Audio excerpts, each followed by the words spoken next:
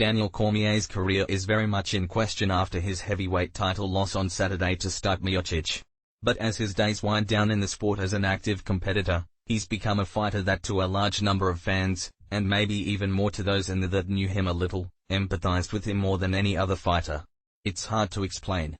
Cormier certainly never had the drawing power of a Brock Lesnar, Conor McGregor, Georges St. Pierre or even Jon Jones.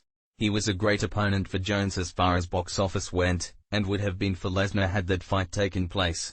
But they all had a certain larger-than-life aura, whether it was from their size, talking ability or talent.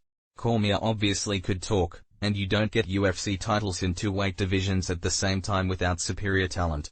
But that's not what people think of Cormier as. The big draws have a superhero aura.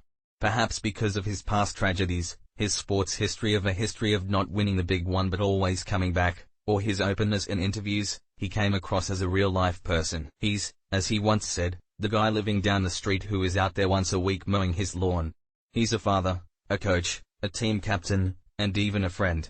There was never a sense of arrogance regarding his accomplishments in person, even if he did play up a little of what he learned growing up a fight and pro wrestling fan in building fights up. When he won, he celebrated and got people celebrating with him. More than any other modern fighter, when he lost, people could feel his pain in his interviews and sympathized with him. You knew he was giving up reach, and was older, in almost every fight, but you also knew he was a competitor to the end. Only once, in the first Jon Jones fight, was he not competitive right until the end.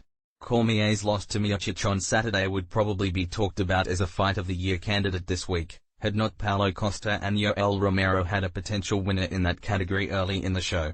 Cormier vs Miocic was intense from start to finish. It was fast-moving, particularly for big guys. It was intense. The stakes were high.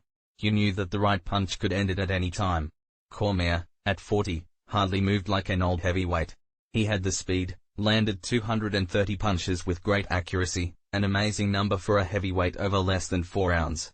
Until the 4th round, Cormier outlanded Miocic in every round. But even with Cormier landing, Miocic was taking everything Cormier was delivering.